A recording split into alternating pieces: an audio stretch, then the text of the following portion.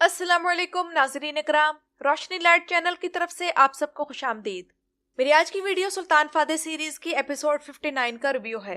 और नाज़रीन इकराम, सुल्तान फाते drama series पर कोई भी वीडियो बनाने से पहले मुझे काफ़ी रिसर्च करनी पड़ती है, इसलिए इसकी वीडियो आप लोगों को मेरे चैनल पर कम देखने को मिलती है।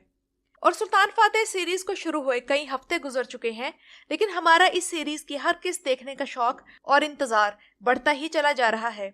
मैं इस बात पर हैरान हूँ कि रेटिंग की परवाह किए बगैर प्रोडक्शन कंपनी इतने जायगेंटिक स्केल पर सुल्तान फाते की जिंदगी के वाकयात को पेश कर रही है।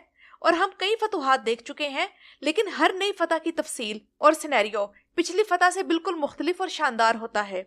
या तो सुल्तान फाते की जिंदगी ही इतनी कॉम्प्लिकेटेड थी, या फिर राइटर्स का हमें दिखाने का अंदाज बड़ा एक्सेप्शनल है। आप इसी किस्त को देख लें कि पोंटस के मुहासरे से पहले सुल्तान का वादी को अबूर करना और रास्ते में लगाई गई दुश्मनों की घात के सीन्स ऐसे थे कि अगर किसी के हाथ में चाय का कप था तो वो हाथ में ही रह गया होगा। इसके अलावा महमूद पाशा की सुल्तान के साथ बहस, कुर्चो दुआन की अपने भाई की मौत पर तकलीफ, सुल्तान का अपनी फौज को मोटिवेट करना, ऐसे सीन्स थे कि जिनकी मिसाल नहीं। और इसहाक पाशा ने जो एटीट्यूड पोप के सामने दिखाया वो तो बाकमाल था।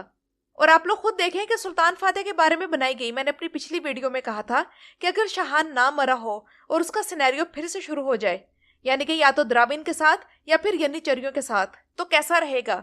तो देखें, राइटर्स के और मेरे ख्यालात यहाँ मैच कर गए। और अगर एपिसोड 59 की बात करूं तो सच्ची बात तो ये है कि ये वाली किस्त इस सीरीज की टॉप 5 एपिसोड्स में से एक है, जबकि इस सीजन की किस्तों में टॉप 1 है। सोशल मीडिया पर कल रात इस एपिसोड का इंट्रोडक्शन जबरदस्त रहा और पिछले कई हफ्तों की निस्बत इस बार इस एपिसोड की रेटिंग ऊपर जाने की उम्मीद थी, लेकिन अफसोस कल भी एक फुटबॉल मैच था जिसकी वजह से इस किस्त की पावर ओवरशैडो हो गई और रेटिंग में ज्यादा फर्क नहीं पड़ा और ये मामूली से इजाफे के साथ 4.10 रही। लेकिन नाज़रीन इकराम, इससे भी ज्यादा दिलचस्प बात यह है कि उस फुटबॉल मैच के दौरान स्टेडियम में सुल्तान फाते का नगमा चला दिया गया।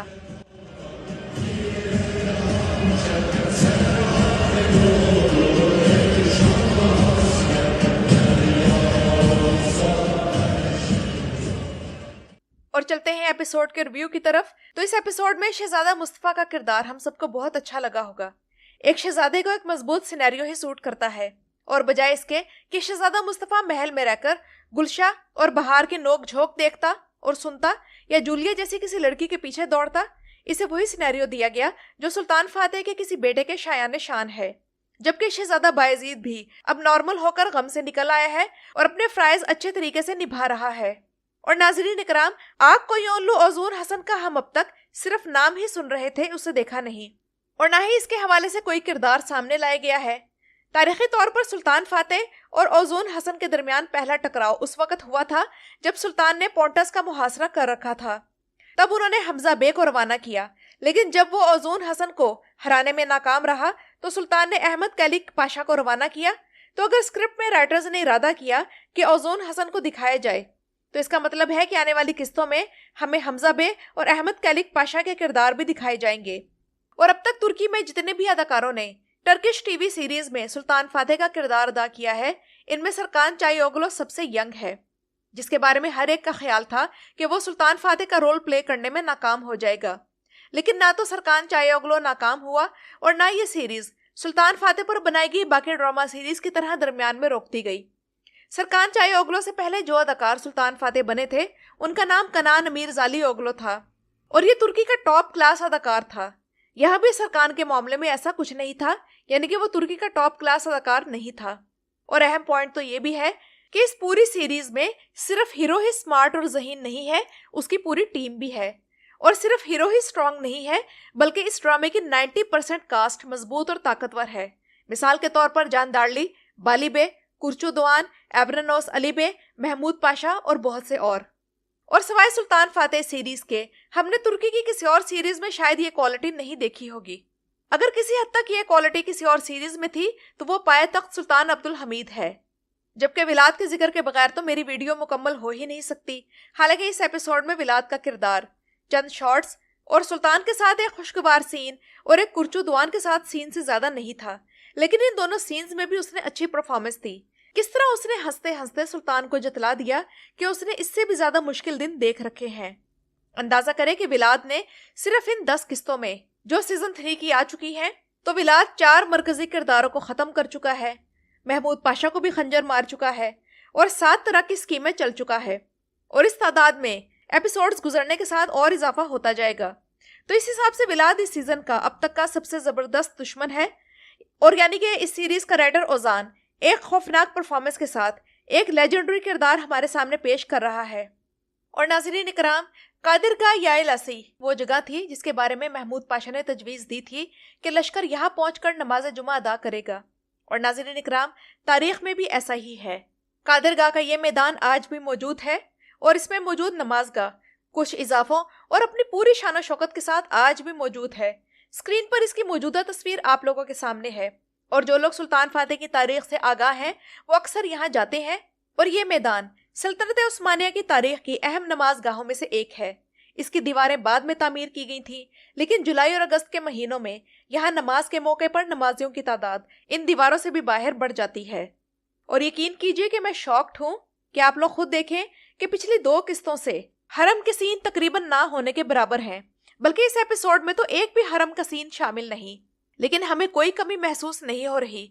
मेरे ख्याल में हरम के सीन्स इस तमाम सीरीज की 59 किस्तों में 2 घंटों से ज्यादा के नहीं होंगे।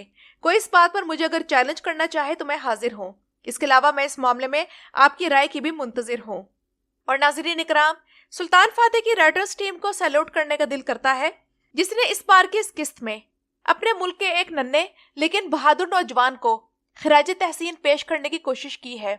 और इस बार एपिसोड में एरिन नाम के एक लड़के का किरदार शामिल किया गया जो कि एक यतीम बच्चा था और 2002 में ट्रेबज़ोन के करीब एक छोटी बस्ती में पैदा हुआ।